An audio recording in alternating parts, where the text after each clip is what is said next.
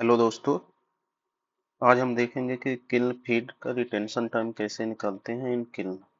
कितना kiln feed retention time होता क्या है, पहले तो देखेंगे कि रिटेंशन टाइम होता क्या है। रिटेंशन टाइम में होता है कि जैसे कि किल्न फीड है, kiln feed spend time inside the kiln during processing.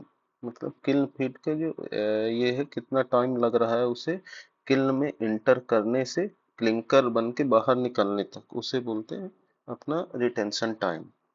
ठीक है, मतलब इसका डिफिनीशन हो जाएगा तो कैसे बोलेंगे, average time of kiln feed spend inside the rotary kiln.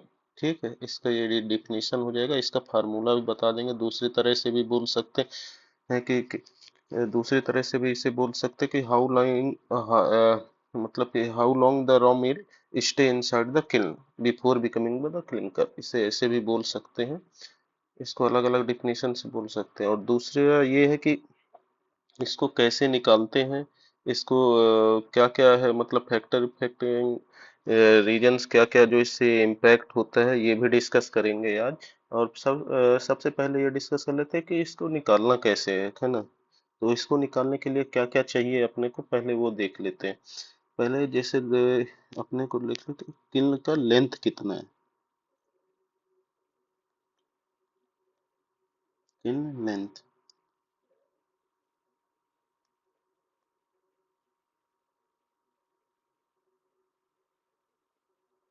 ठीक है, देख लेते हैं किल्न लेंथ कितना है। फिर इसके बाद इन आरपीएम आरपीएम कितना है, ठीक है, कितने आरपीएम से फिल्म घूम रहा है।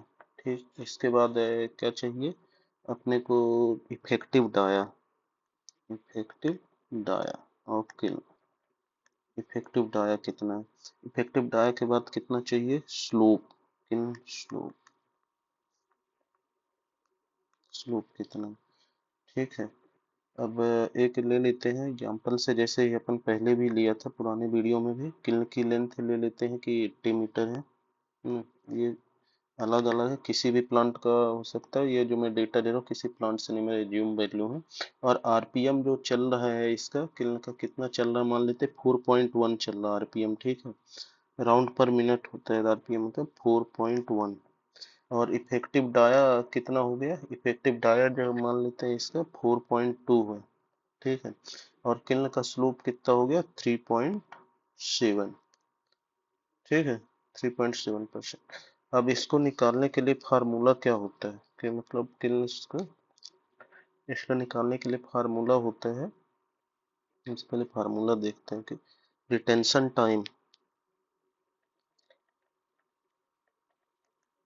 रिटेंशन टाइम, इसे आरटी से भी रिटेंशन बोल देते हैं, रिटेंशन टाइम इकट्ठा कहता है 11.2, 11.2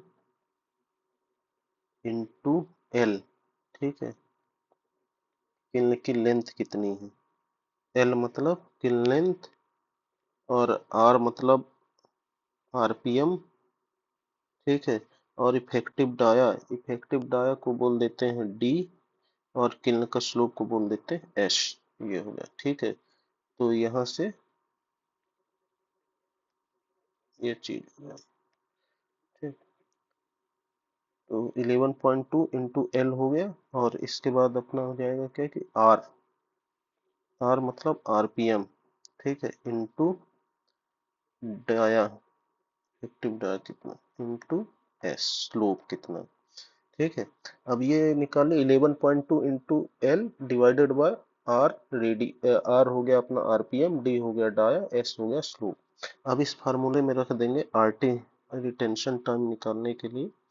तो 11.2 इंटू एल, एल कितना है दिया है 80 मीटर तक, आर कितना दिया है 4.1, ठीक है। और अपना डाया कितना दिया है 4.2, इफेक्टिव डाया कैसे निकालते हैं पूरा पिछले वीडियो में बताया था। और 3.7 दिया है स्लोप, ठीक है। ये हो गया।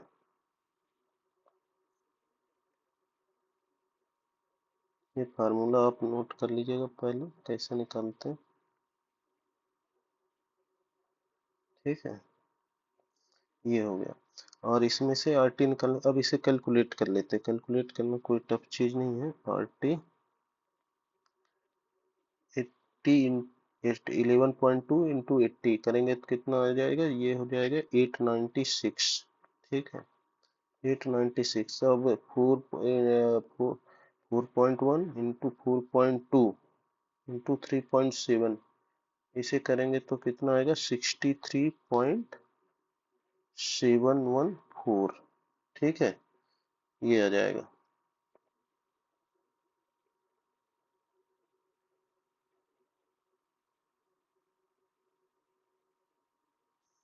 ठीक, अब इसको भी लिख लेते हैं। तो आर टी अपना कितना आ जाएगा, 896 डिवाइडेड बाय ये करेंगे तो 14.06।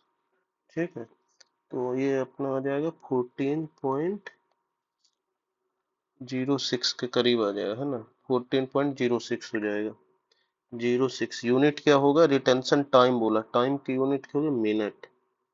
ठीक है, तो ये आ गया अपने मिनट में। ये ऐसे निकालते हैं रिटेंशन टाइम।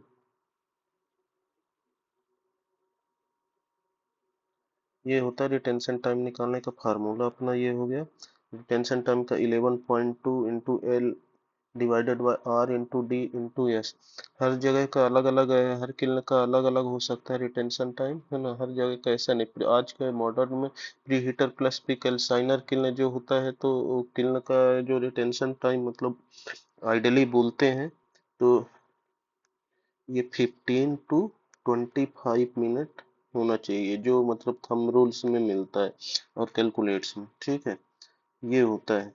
तो हर जगह का अलग अलग होता है, पर ऐसे बोलते हैं। टोटल सिस्टम में जो लगता है तो 30 to 40 मिनट टाइम लग जाता है प्री हीटर से इधर आने पर। इसमें कितना लगता है, 15 टू, आइडियली कितना होता है, 15 to 25 मिनट। इसे आप लिख सकते हैं चाहे तो। ये हो गया। ठीक है, और इसमें से क्या होता है कि हर किल्न का अलग अलग होता है। ड्राई प्रोसेस का हो गया, वेट प्रोसेस किल्न का, और प्री हीटर प्लस अपना प्री कैल्साइनर किल्न। ये अपना pre heater plus pre calciner, pre calciner kiln. तो अब मॉडर्न में प्री हीटर और प्लस प्री कैल्साइनर किल्न मिलता है।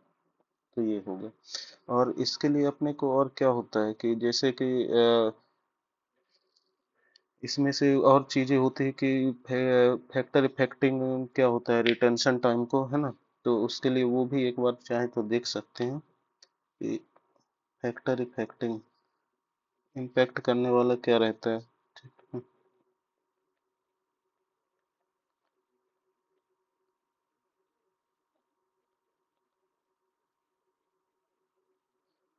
रिटेंशन टाइम, ठीक है, रिटेंशन टाइम क्या रहता है। तो फर्स्ट क्या हो जाएगा अपना कि जो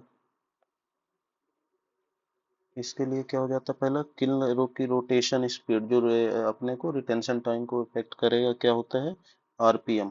पहला होता है किल रोटेशन, कितना हो जाएगा, आरपीएम बोल देते हैं। ठीक है, शॉर्ट में आरपीएम।